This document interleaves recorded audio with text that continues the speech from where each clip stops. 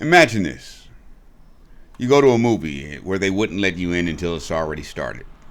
Not because you were late, because that's when your ticket was valid. You're standing in the lobby. You can hear it through the doors, the music, the tension, something happening on the other side. And the usher is right there. Not confused, not apologetic, just holding the door, waiting. And when they finally let you in and you find your seat, the man on the screen is running. He's sweating. He's desperate. He's making moves that look unhinged. He's fighting people who look, from where you're sitting, like they're just trying to stop him. And you turn to the person next to you and say, "Who's this guy? What's his problem?"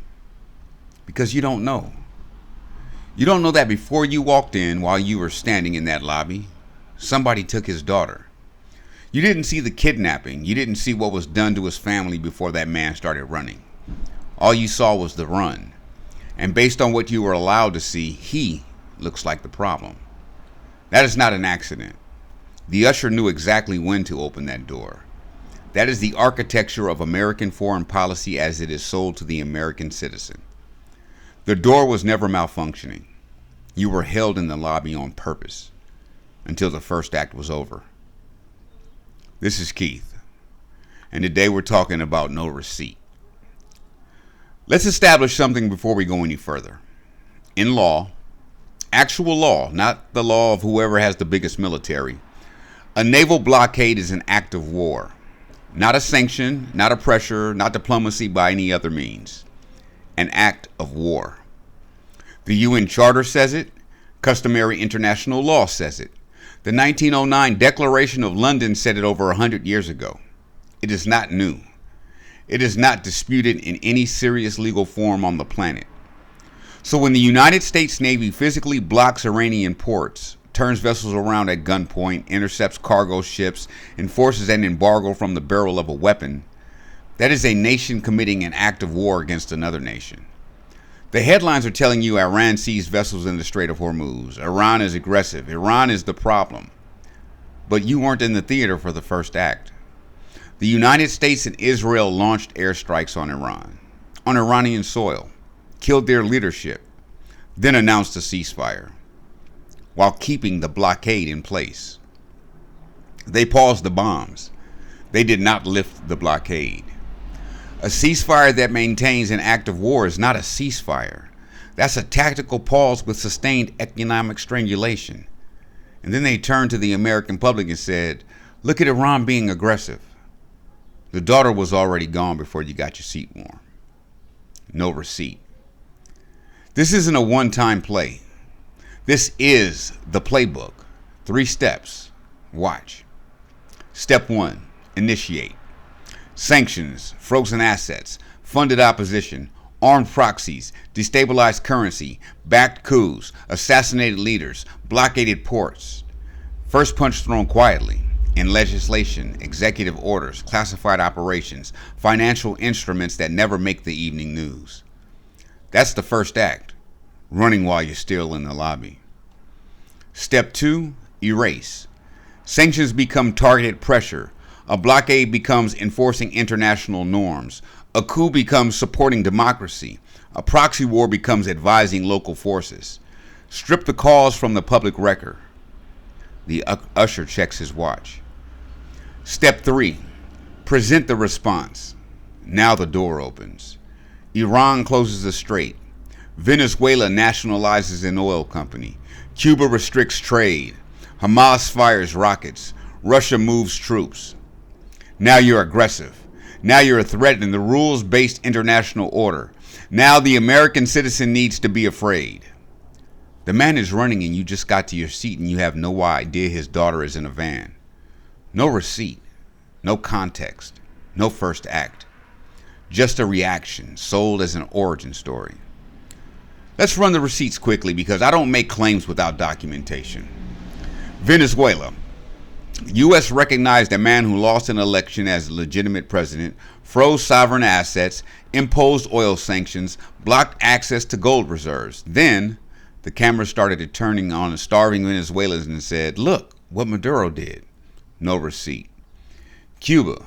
60 years of embargo against an island of 11 million people. 60 years. And the narrative is Cuba is a failed state. Cuba is also under a 60-year economic siege imposed from 90 miles away. The siege is never the headline. The suffering it produces is. No receipt. Iraq. The initiating action was a lie. Weapons of mass destruction. Sold from the UN floor by a respected general whose credibility was spent in that room to buy public consent. No weapons found, over 100,000 civilians dead, a nation destabilized, the architects wrote books and gave speeches. The Iraqi people are still in the wreckage. No receipt. Gaza. Decades of blockade, restrictions on food, medicine, movement, a containment system documented and condemned across the political spectrum.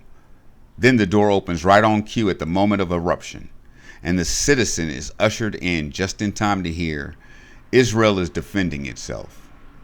No receipt. This only works under one condition. It requires you not to know your history. Because if you saw the first act, if the sequence was assembled correctly in front of you, the cell doesn't work. You cannot get citizen buy-in for a war of aggression if the citizen can see that they're the aggressor. Ray Bradbury understood this. Fahrenheit 451 was never about a fire. It was about controlling what a citizen is allowed to know and when they are allowed to know it. You don't need to burn every book if you can ensure nobody reads them. You don't need to falsify every war if the sequence never reaches the citizen in its correct order. The American citizen is not stupid. The American citizen is deliberately missequenced. Handed the second half of a film and told it's the whole story. And the moment you ask about the first act, you're the problem. You're a conspiracy theorist. You don't support the troops. You're a sympathizer. The door isn't just held shut. There is a sign on it that says, questioning the lobby makes you dangerous. The United States invokes the rules-based international order constantly, but a naval blockade violates international law. Regime change operations violate the UN Charter. Assassinating foreign leaders violates international law. Funding proxies to destabilize sovereign governments violates international law. The rules-based international order is not being upheld by the people invoking it most loudly. It is being selectively cited, applied to adversaries, waived for allies, disappeared entirely when the violator is the United States or the State of Israel.